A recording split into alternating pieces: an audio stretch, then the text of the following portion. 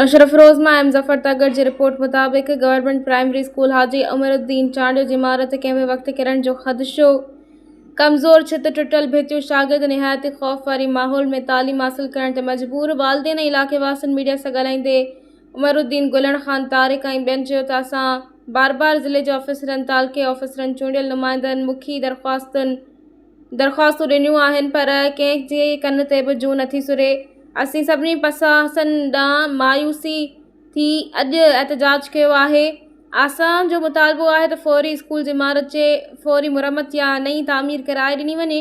कंहिं वॾे हादसे खां अॻु हुकूमत फ़ौरी नोटिस वठे ॻोठाणनि ज़िले ऑफिसरनि तालीम जे वज़ीर डिविज़नल ऑफिसरनि खे ख़बरदार कयो त जेकॾहिं असांजो जाइज़ मुतालबो न पूरो थियो त असांजे मासूम बचड़नि मथां छत किरी नुक़सानु थियो उहे सभु ऑफिसर ज़िम्मेवार हूंदा।